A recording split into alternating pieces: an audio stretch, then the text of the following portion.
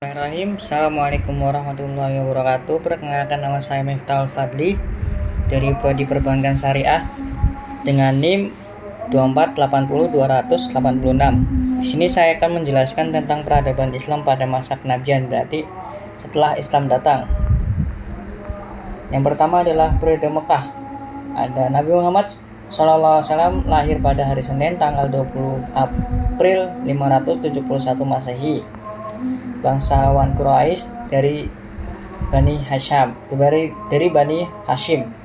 Tanggal 17 Ramadan 611 Masehi, malaikat Jibril menyampaikan wahyu yang pertama, yaitu surat Al-Alaq ayat 1 sampai 5. Waraqah bin Naufal, seorang pendeta Nasrani, berkata, "Inilah malaikat yang diturunkan oleh Allah Subhanahu wa taala pada nabi-nabi sebelummu. Setelah 2 tahun lebih, malaikat Jibril datang lagi membawa wahyu yang kedua, yaitu surat Al-Mudaththir ayat 1 sampai 7. Nah, ini ada tahap-tahap dakwahnya. Yang pertama adalah cara diam-diam di lingkungan keluarga dan sahabat terdekat. Yang kedua adalah dakwah kepada turunan Abdul Muthalib.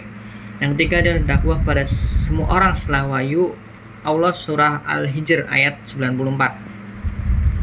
Nih, faktor kaum Quraisy menentang dakwah Nabi. Yang pertama, para pemimpin Quraisy tidak dapat menerima ajaran tentang kebangkitan kembali dan pembalasan di akhirat. Mereka tidak dapat membedakan antara kenabian dan kekuasaan. Nah, ini sih lebih pentingnya sih yang ini. Itu takut kehilangan mata pencarian, karena mereka itu atau pencarian itu adalah pemahat dan penjual patung. Dan sehingga mereka menganggap bahwasanya Islam itu sebagai penghalang rezekinya mereka. Terus selanjutnya adalah Nabi Muhammad menyerukan persamaan hak antara hamba sahaya dan bangsawan. Taklid buta atau percaya buta kepada nenek moyang adalah kebiasaan yang berakar pada bangsa Arab. Terus tantangan kaum Quraisy yang pertama adalah meminta Abu Thalib memilih satu di antara dua, yaitu memerintahkan Muhammad agar berhenti dari dakwahnya atau menyerahkannya kepada mereka untuk dibunuh. Budak-budak yang masuk Islam disiksa tuannya dengan sangat kejam. Para pemimpin Quraisy menyuruh setiap keluarga untuk menyiksa anggota keluarganya yang masuk Islam sampai dia murtad kembali. Tidak seorang pun penduduk mereka diperkenankan melakukan hubungan jual beli dengan Bani Hashim. Benar. Terus hijrah ke Habasyah. Pemimpin Utsman bin Affan diikuti 15 orang, 10 pria dan 5 wanita berangkat ke Habasyah, termasuk istri Utsman, Ruqayyah binti Muhammad. Nah, pemimpinnya itu adalah ada 2 kloter ya. Tadi kloter sama Utsman, dan ini kloter pemimpin Ja'far bin Abi Thalib. Diikuti 81 orang. 80 pria, 1 wanita, yaitu Ummu Habibah, putri Abu Sufyan. Nah, Abu Thalib. Nah, pada tahun ke-10 pada tahun ke-10 kenabian, Abu Thalib, pelindung utamanya, meninggal dunia dalam usia 87 tahun. Dan setelah itu, 3 hari setelah itu, istri Nabi pun wafat dalam usia 65 tahun. Nah, saat itu Nabi sedang dalam kondisi jatuh-jatuhnya lah. Karena 2 pelindungnya Nabi itu dalam kota Mekah sudah wafat.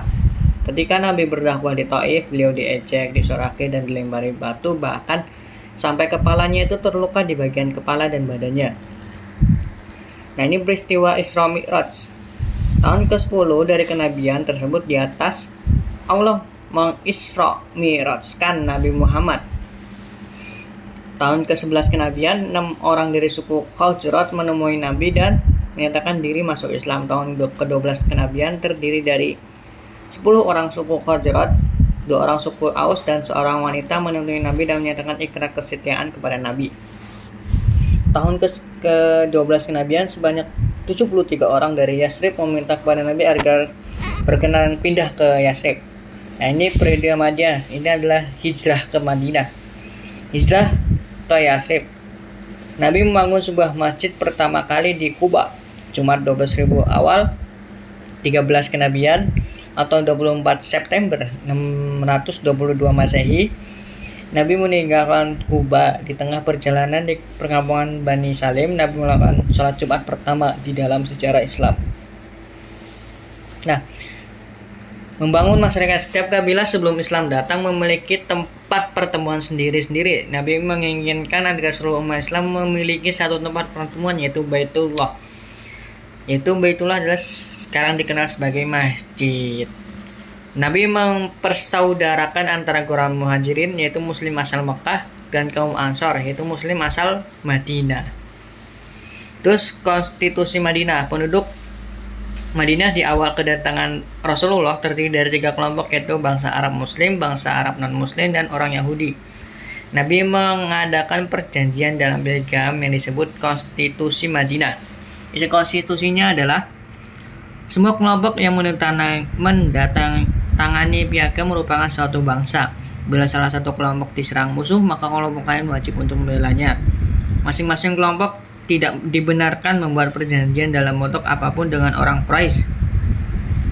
Masing-masing kelompok bebas menjalankan ajaran agamanya tanpa campur tangan kelompok lain. Kewajiban penduduk Madinah, baik muslimin, non-muslimin ataupun bangsa Yahudi, saling membantu moral dan material. Nabi Muhammad adalah pemimpin seluruh penduduk Madinah dan dia menyelesaikan masalah yang timbul antar kelompok. Nah, ini perang Badar adalah perang pertama dalam sejarah umat Islam, yaitu terjadi pada bulan Ramadan 2 Hijriah atau 624 Masehi. Orang-orang Quraisy sebanyak 1.000 orang di bawah pimpinan Abu Jahal bergerak menuju Madinah, sementara umat Islam sebanyak 314 orang. Dan hasil perang ini adalah Muslim keluar sebagai pemenang. Di pihak Islam gugur 14 orang dan di pihak musuh gugur pula 70 orang, termasuk Abu Jahal sebagai pemimpin perang. Nah, ini perang keduanya itu adalah perang Uhud. Terjadi tahun 3 Hijriah 625 Masehi. Abu Sufyan memobilisasi 3.000 prajurit. Nabi Muhammad memimpin dengan pasukan 1.000 orang. Abdullah bin Ubay seorang munafik dengan 300 orang Yahudi membelot. 70 orang Muslim gugur, termasuk paman Nabi Hamzah yang dadanya dibelah dan hatinya dimakan istri Abu Sufyan, yaitu Hindun. Terus perang Ahzab atau Khandaq terjadi pada bulan Syawal 5 Hijriah 627 Masehi. Orang-orang Quraisy, suku Yahudi yang mengungsi ke Khaybar, dan beberapa suku Arab yang jumlahnya berjumlah 10.000 tentara di bawah pimpinan Abu Sufyan, sedangkan tentara Muslim terdapat 3.000 orang prajurit Muslim. Nah, ini ada perjanjian Hudaibiyah tahun ke-6 Hijriah. Ketika ibadah haji sudah disyariatkan, Nabi memimpin 1.000 kaum muslimin untuk melakukan ibadah umrah. Sebelum tiba di Makkah, Nabi berkemah di Hudaibiyah. Nah, isi perjanjian adalah kaum muslimin belum boleh mengunjungi Ka'bah tahun ini, tapi ditunda sampai tahun depan. Orang kafir Mekah yang ingin masuk Islam tanpa izin walinya harus tolak oleh Islam. Orang Islam yang ingin kembali ke Mekah atau murtad tidak boleh ditolak oleh orang Quraisy. Gencatan senjata antara kedua belah pihak selama 10 tahun. Nah, ini adalah pelanggaran perjanjiannya, yaitu pada tahun ke-8 Hijriah, Bani Quraisy membantu sekutunya Bani Bakir yang berperang dengan Bani Huzai'ah, sekutu umat Islam. Maka Nabi bersama 10.000 orang pasukan bertolak ke Mekah. Abu Sufyan memimpin kaum Quraisy dan anaknya Muawiyah dan juga paman Nabi Abbas menemui Nabi untuk menyatakan diri masuk yang berhala yang selama ini ada di Ka'bah berjumlah 360 dihancurkan. Yes. Terus ada Haji Wada, yaitu tahun ke-10 Hijriah. Rasulullah menunaikan ibadah haji yang pertama dan terakhir kalinya yang dikenal dengan Haji Wada. Khutbahnya adalah jangan menumpahkan darah kecuali dengan hak, jangan mengambil harta orang lain dengan batil, jangan riba dan menganiaya, jangan balas dendam dengan tebusan, memperlakukan para istri dengan baik dan lemah lembut, perintah menjauhi dosa, perintah saling memaafkan atas semua pertengkaran antara mereka di zaman jahiliyah, tegakkan persaudaraan dan persamaan antar manusia, perintah melakukan hamba sahaya dengan baik, perintah harus berpegang teguh pada Al-Quran dan As-Sunnah. Dan ini adalah berita sedihnya oleh umat Islam, yaitu Wafatnya Nabi yaitu pada hari Senin 12 Rabiul Awal 11 Hijriah dalam usia 63 tahun di rumah istrinya yaitu Aisyah.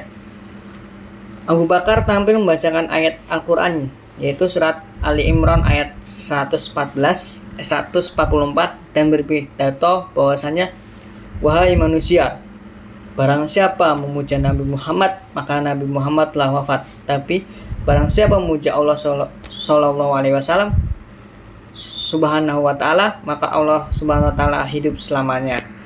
Terima kasih. Sekian dari saya atas penjelasannya peradaban Islam pada masa kenabian. Kurang lebihnya mohon maaf. Wassalamualaikum warahmatullahi wabarakatuh.